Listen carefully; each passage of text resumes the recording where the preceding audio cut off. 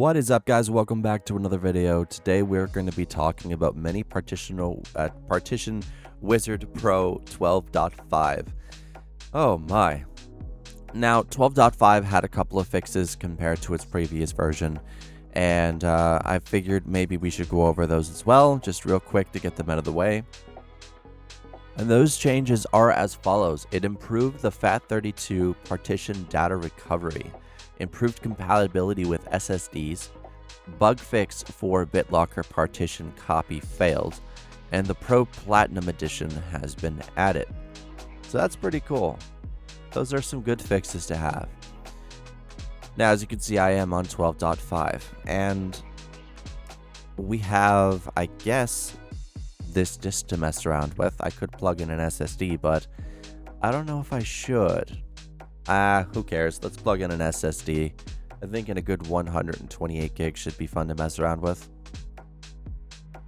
Well, we got the drive plugged in, and now we just gotta find it. So where is my 128 gig? There it is.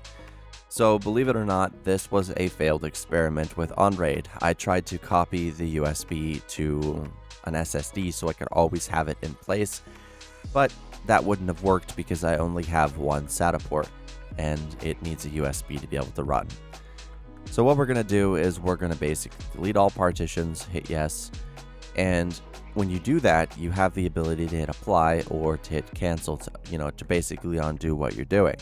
So if we hit apply, it will update the information, and there we have a drive wiped and ready to go. Now that's pretty cool. I like that. This is my Linux drive. So this is my current Arch Linux. It's in disk 4, a 223 gig drive. I'm not touching that, but if we wanted to get into the EFI, it would be pretty easy to just change drive letter, and you could make all the adjustments you want in Explorer++. That's pretty cool, isn't it? So how does this work? Well, you can create a new partition, label it if you want to. You can change it into FAT, FAT32, EXFAT, NTFS, EXT2, EXT3, EXT4, Linux swap, and unformatted. Change the drive letter, the cluster size if you have to, and you could work with it very carefully here. You can also drag and do this for size and location. This has been my go-to tool since I believe Windows 7? I discovered this tool way back in the day. I used to do Windows 7 installs and fix laptops and computers for people while I lived in a shelter in Ontario, Orangeville. So it was kind of fun learning about this tool. Now, it does have other things you could do. You can migrate your OS to an SSD or an HDD. You could copy Partition Wizard, copy Disk Wizard, Partition Recovery Wizard. I do not have access to the data recovery because I only have a Pro license.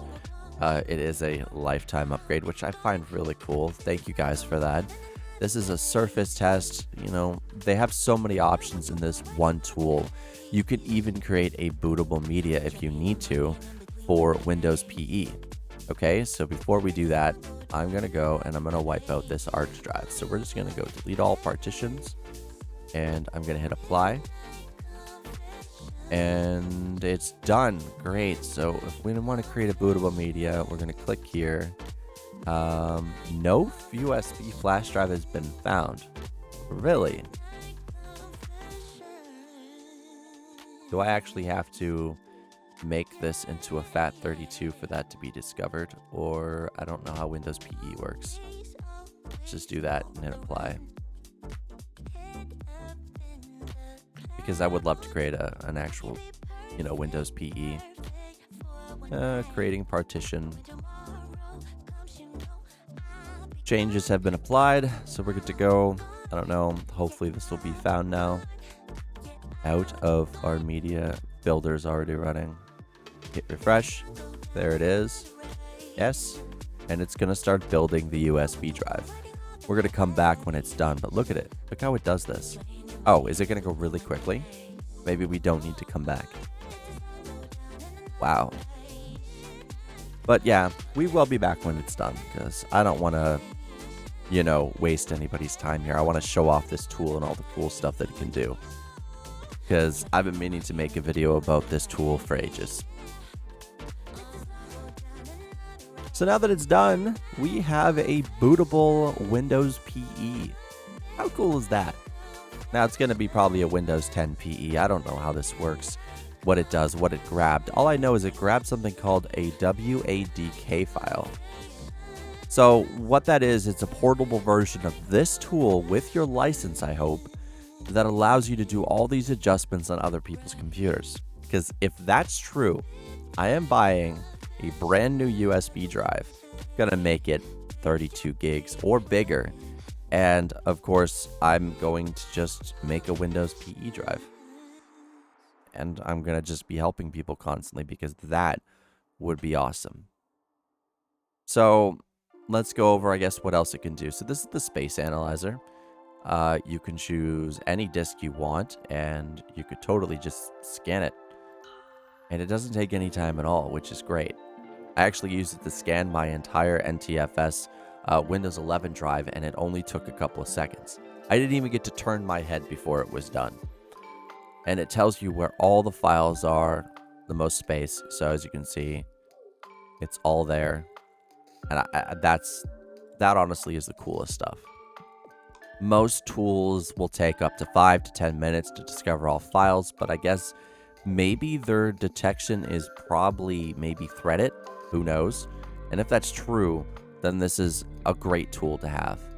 You can also benchmark your disk. So transfer size, you can go up to, actually wait, total length, go up to a gig.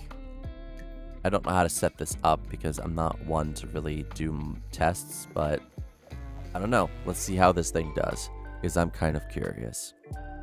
And I am going to pause here and wait till it's finished, because, you know, recording does take up a lot of speed.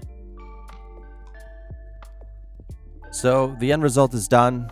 As you can see, my drive's not as fast as it should be. I should have 3.6 gigs read and write, but I am, of course, recording and doing lots of stuff in the background.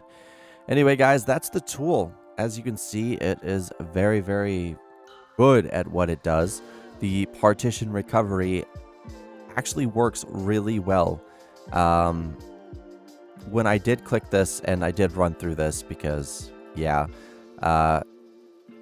it found on RAID, of course, so you can instantly restore that, and it found every single version of Linux that I previously installed, and I was able to restore. So I love this tool. It's there's nothing else really I can say. I've been using it since Windows 7 came out, and I'm still using it today, so it has its merit, it has its wins, and I have never had any faults with it. It's always worked.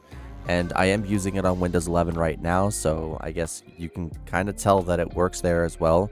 So I hope you guys enjoyed the video. You know, if you did, hit that like button. Don't forget to subscribe.